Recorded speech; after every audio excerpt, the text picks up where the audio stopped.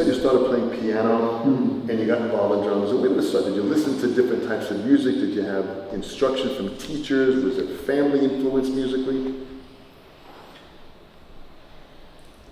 Apparently, I sat down at a piano when I was approximately 6 years old and started playing tunes. And had a piano teacher who eventually said, apparently, I can't teach this lad anything. He has a mind of his own, or something along those lines. And then, as I mentioned earlier, I got bored with it and made the mistake of thinking that the drums were going to be easier. And I was about 12 or 13. I hasten to add, my parents were incredibly helpful. They were very helpful.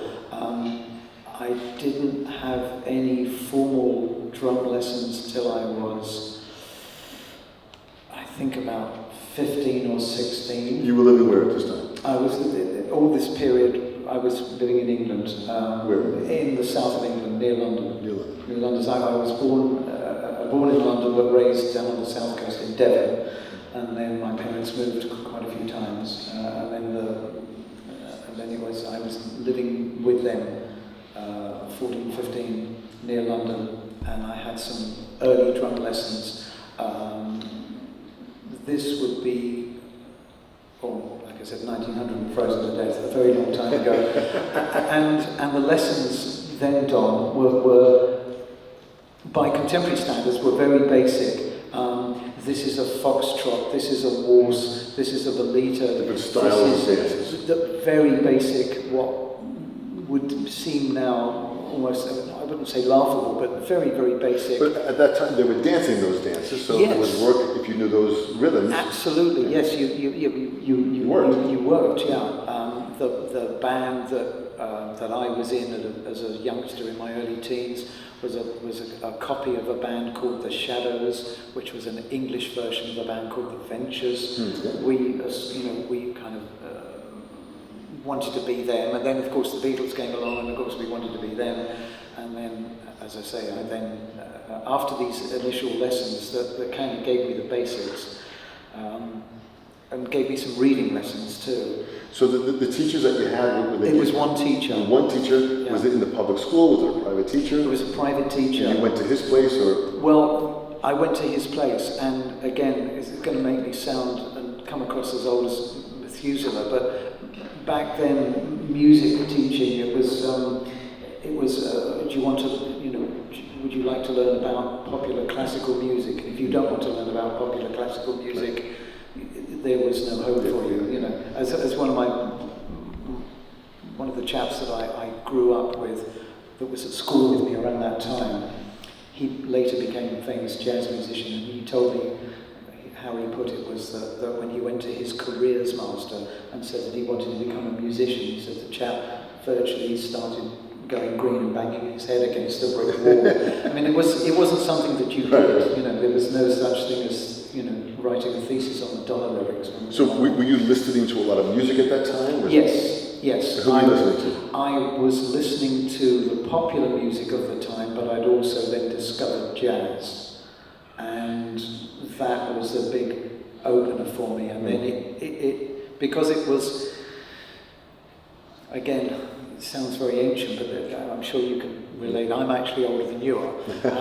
It was pop or jazz or folk back then. Right.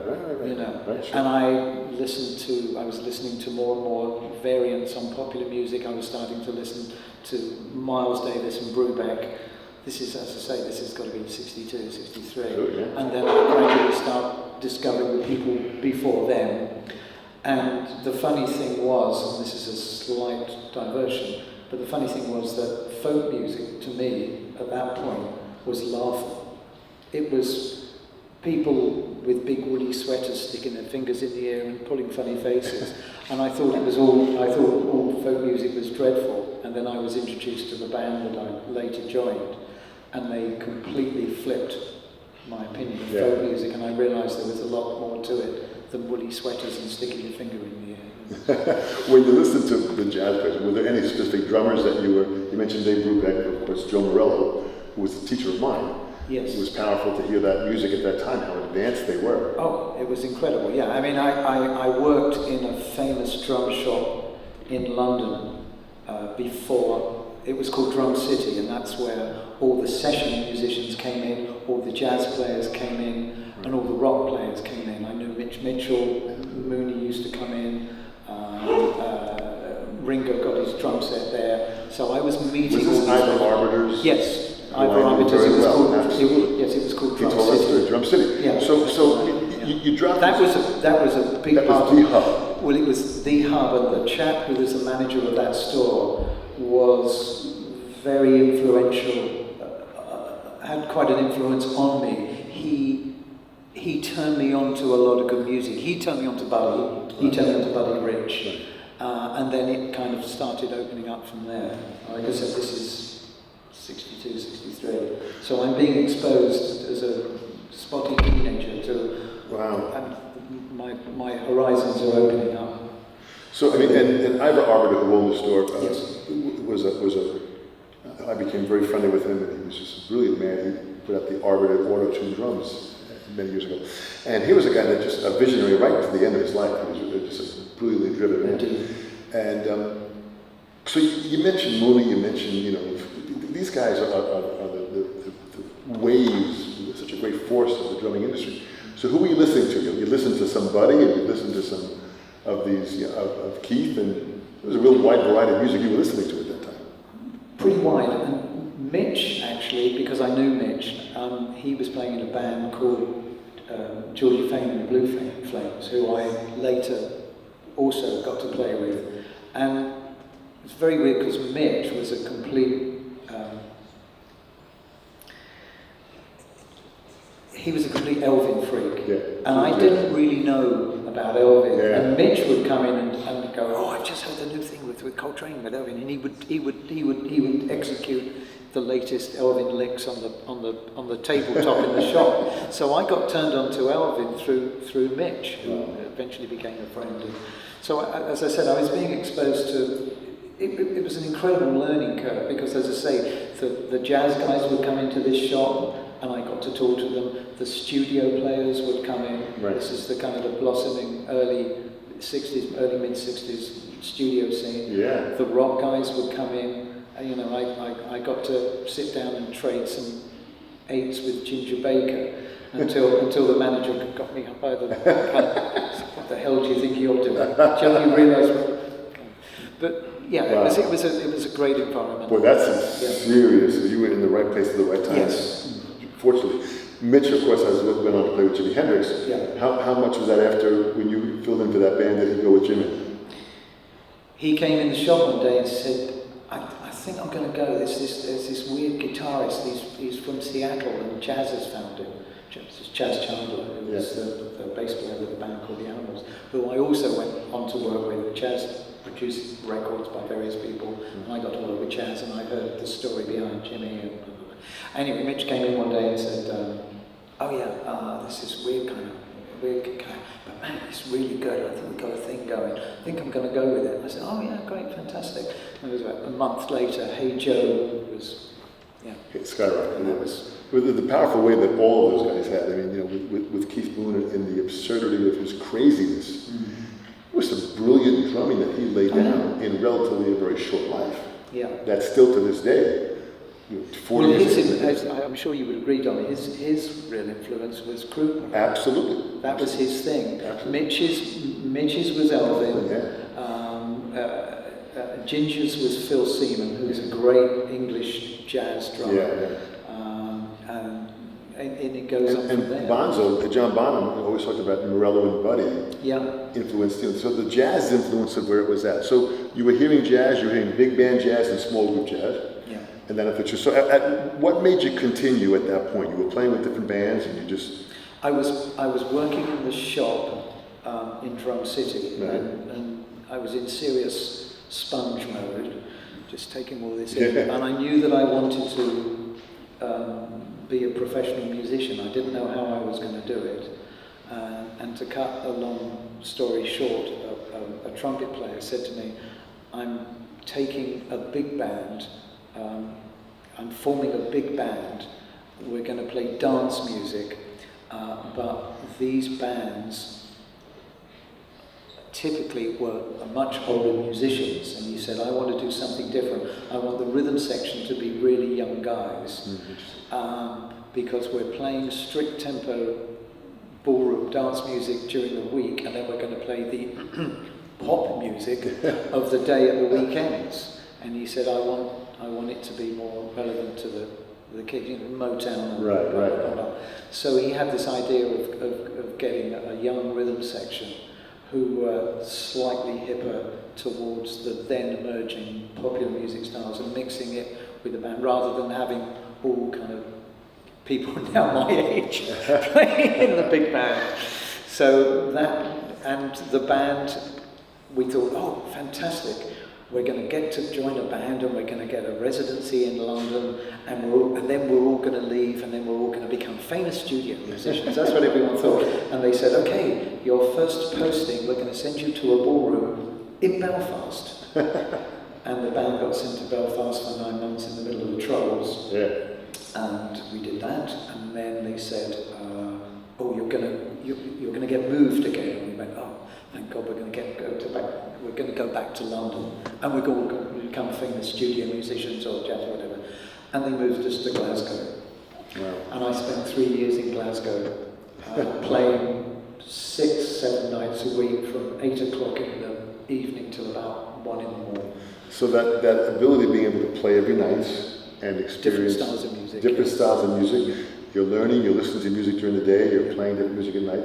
Boy, think about what the fundamental foundation that gave you that skill base. That's very powerful. I think they call it still paying your dues. And we're still paying it, right? Oh, I'm still going to be paying mine, yes. When I was 11 years old, the Beatles had performed on the Ed Sullivan Show. Right. And the Ed Sullivan Show was a huge American Sunday night 9 o'clock show. For those of you that in the audience that might be too young, and this was and in that theater that was built in New York City, it was the theater that eventually David Letterman took over for his Late Show, and now Colbert now is in that same studio, redone again.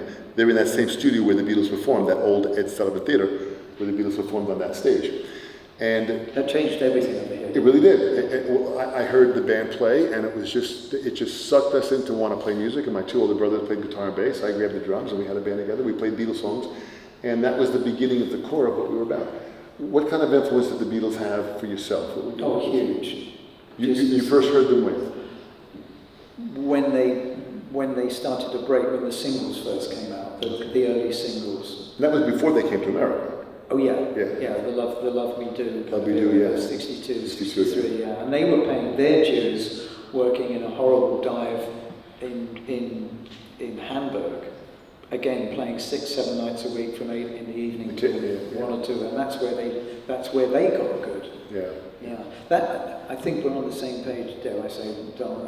One of the things that I stress to my students, and I would say to all musicians who either sing or play an instrument, is it's one thing to make a YouTube video in your bedroom, but I cannot stress the importance from where I stand in the scheme of things, wherever that may be, that you play as much as you possibly can with other people, whether it's a garage or whether it's something just play with other people.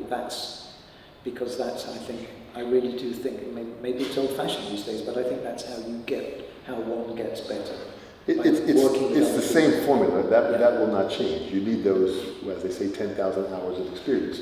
But the Beatles had the cave in Hamburg, as you had individually, as I had individually. Yes. What was it like when you finally, developing that, when you finally started working with Paul McCartney? What was that like to experience that? Well, that was a huge jump because, again, I'm trying not to send everybody into a deep coma. I went from the dance band in Glasgow to joining a group that was kind of folk and rock, and that was in '69, and that was a band called Fairport Convention, and we had aesthetic success. We never had financial success, but we had aesthetic success, And not long after being in that band, I must have been doing something right, because I started getting calls to do session work, predominantly with singer-songwriters in the folky kind of genre. And then a chap who became a very good friend of mine, a record producer by the name of Gus Dudgeon, who is most well known for producing all of Elton's stuff. He heard something that I'd done, and he took me out of that genre and started putting me with more pop or rock people, and I think that's how Paul heard me, and then it kind of went from there. So, career highlights. If you had to name like 3 career highlights that you sit back and say, I can't believe I did that. What would you say? I couldn't narrow it down to 3. I've been very fortunate. The McCartney stuff, the Elton stuff, the George Harrison, getting to work with Jimmy Page, XTC, Nick Drake, Joan Armatrading, Everything But the Girl, Brian Eno, all those people. All very powerful. Yeah, and they all changed.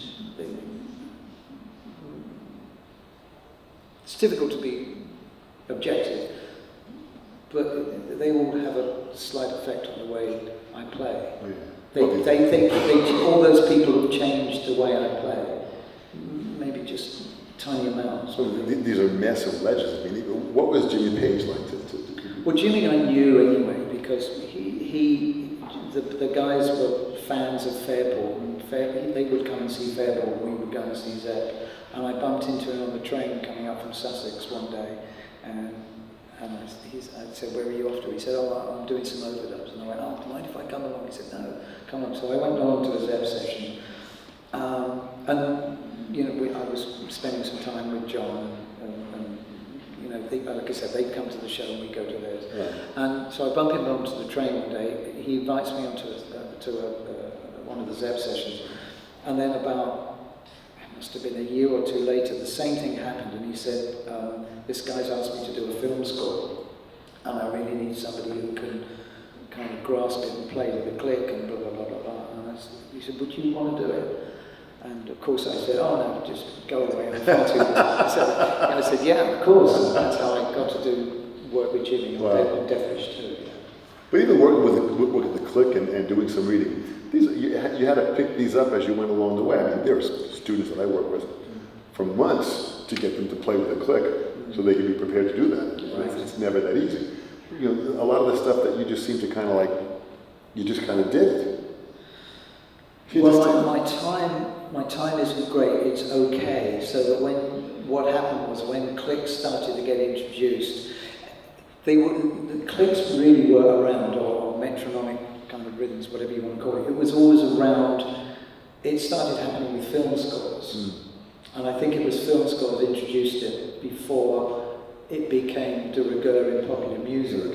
So I was doing some film scores around that time, and having to get used to click. Right. And some of the situations where you'd have click, third trumpet, and something else in your headphones, and God help you, you had to kind of, you with a 70-piece orchestra, and that's maybe, there's no time to say, "Oh, could you just a little bit less, 50 hertz on the," but it's just 2, 3, 4, and you've got to do it. So, element of trial by fire.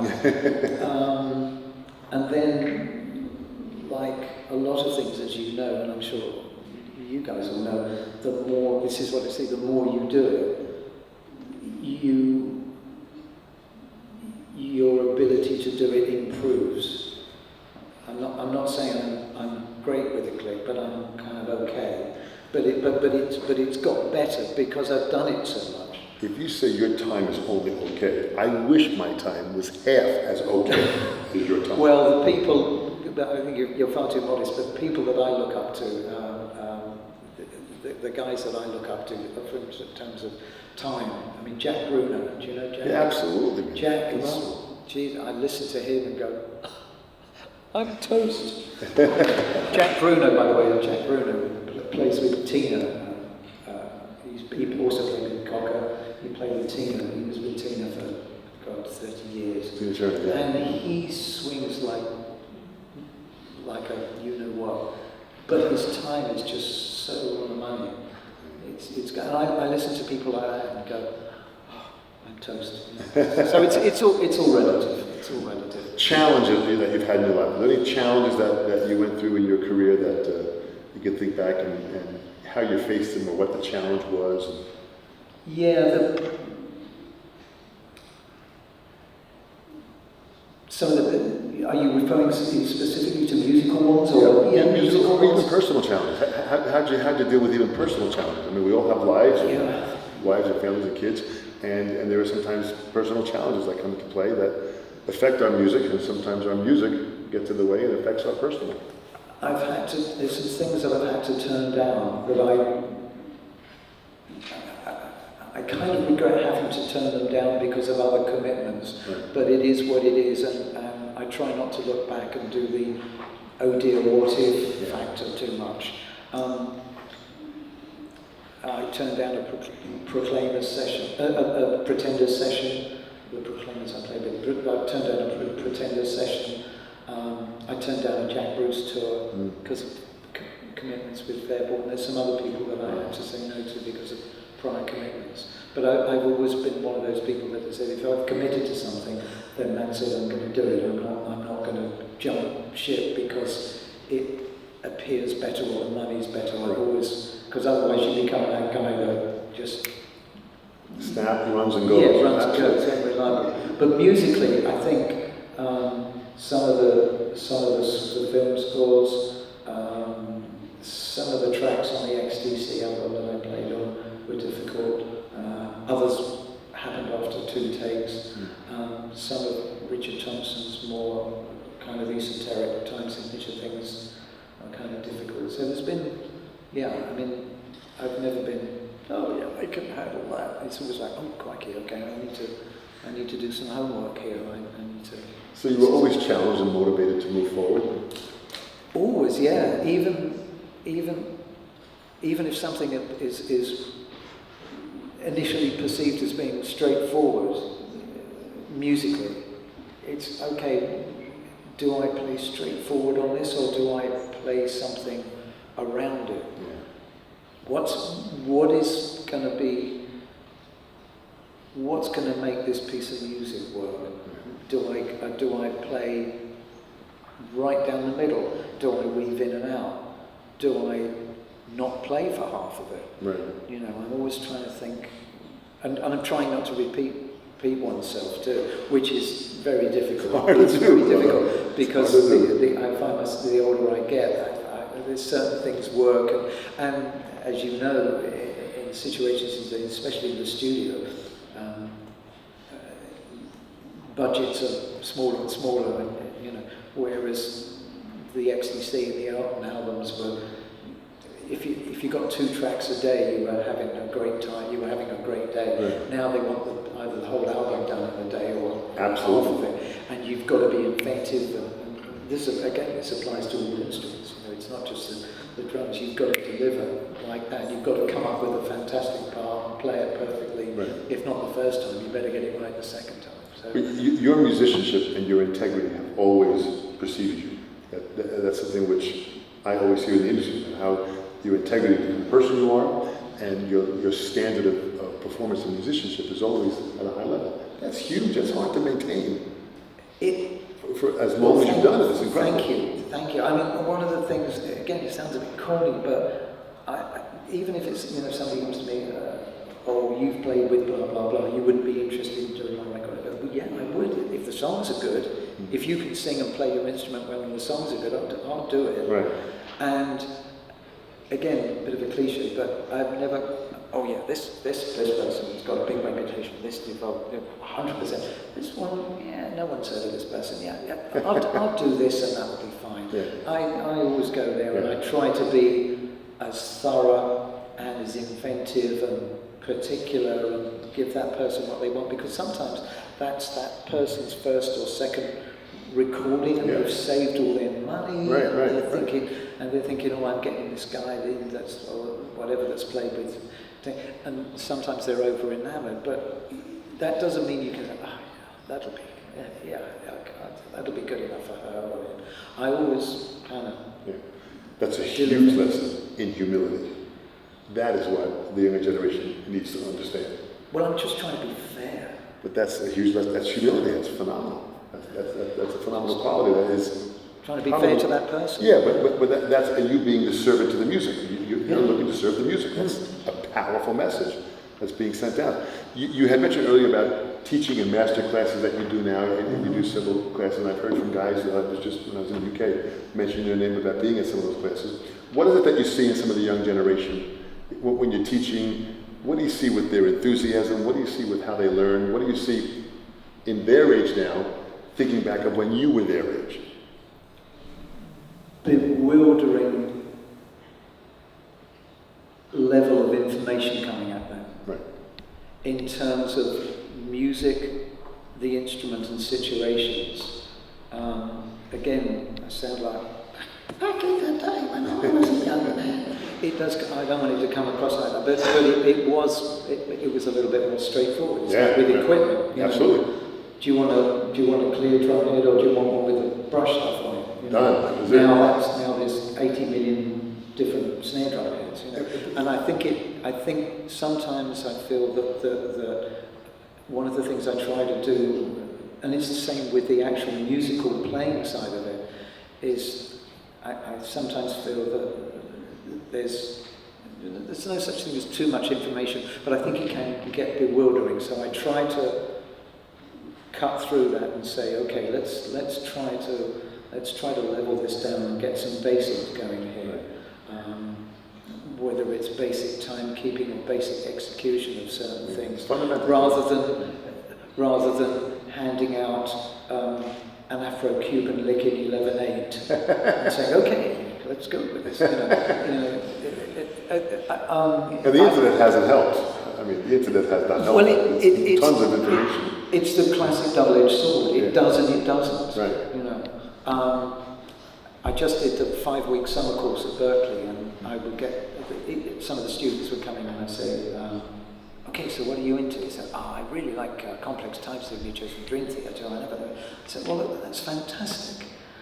If I can bring you back temporarily to a boring old 4/4 and hear you play with a click, and let's just take you through some basic exercises, because I think that's the only thing. I think there's an element with some players, not all players, again on a lot of instruments, of what I refer to as running before they can walk. So I say, okay, hang on to the thing that you've got, that you've taken to the next level. Let me just pull you back and make sure that you've got your fundamentals right, so that you're not playing your Afro-Cuban lick in 11/8, but you can't play a straight shuffle. Yeah. That kind of thing. Well, that is powerful for them to learn and be brought back to those fundamentals. Yes, and I'm not trying to say don't listen to that stuff or there's anything wrong with complex stuff. I'm just trying to say, let's make sure, as I said, let's make sure that we've got some of the basics a little bit more in play before we kind of start doing that. Well, we have a theater full of students from Appalachian State University. What's amazing about it is as they hear your message, the final question, what would you pass on to the next generation of students that you would want them to understand and learn from your wisdom? And wisdom is the combination of knowledge and experience. Knowledge alone does not give someone wisdom. That experience is putting that knowledge into action, into movement, which you have done in your incredible career. What would you say to them to deliver them a message of what they need to prepare themselves for and what they're going to experience in the music industry? Use these. As my friend Danny Thompson says, a wonderful bass player, these, they're not painted on. Listen more than anything else. Really listen to the music that you're making. Listen to, learn to play another instrument. Learn to get the basics down on the piano. Get the basics down on a chord, on a chordal instrument, especially if you're a drummer, because that'll stop you thinking about yourself.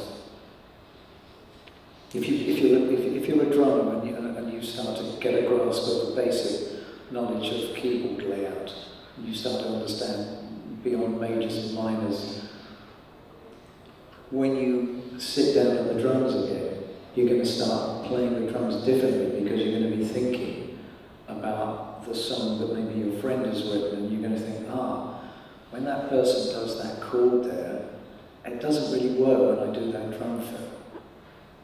So I think that's an oversimplification. But I think an understanding of another instrument, if you play bass, maybe think about learning some basic drum beats. Absolutely, sure. But most of all, listen.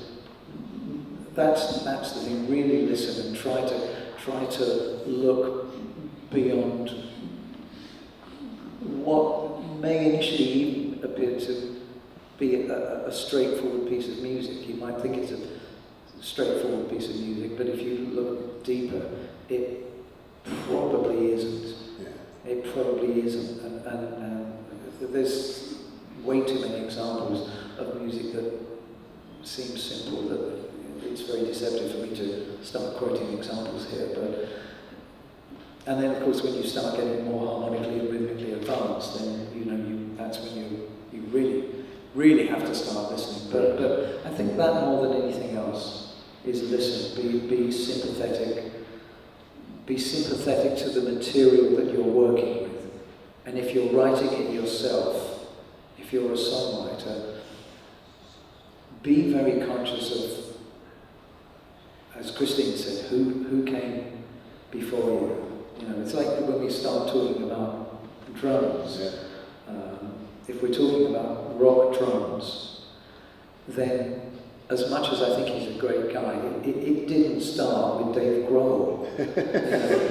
You need to find out about Owen Palmer. Who inspired Dave? Yeah, you need to. And if you're listening to jazz, it didn't start with Dave Weckl. Mm-hmm. You need to find out about Davey Tough. You're right. So Christine's point I found very valid about find out, whatever your chosen genre, try to really look behind it. Find out the people that maybe you're listening to now. Where did they get it from? And then when you do a bit of that, go outside your own comfort zone, genre-wise. And maybe like I did, I said, oh yeah, rock and roll, folk music. That's all simple. People with sweaters and city tunes and everything, and all of a sudden I get presented with this amazing material. I got presented with it and I went, good grief, I've never heard anything like this in my life. This is amazing. And that again, that's something that hopefully everyone into account. That band had a profound effect on how I listened to and how I made music. That band, if I give you two examples, two trumpet players, and I'm not saying one is better than the other or one is preferable than the other, but if I compare Miles Davis or Tom Harrell, for example, to Arturo Sandoval. Right. Before I was completely Arturo Sandoval, that was indicative of where I was coming from musically. Yeah. Yeah. And basically they waved a very big alternative approach to the instrument. Right. And to music in front of me. And for approximately my first year into the band, I didn't get it. I got the music and I was playing the music, but aesthetically I didn't really, inverted commas, get it. Yeah. And when the light bulb went on, it flipped me 180 degrees, completely, about how I heard music and what I listened to, and it made me listen to music in a completely different way. A profound effect. And I stopped being so enamored with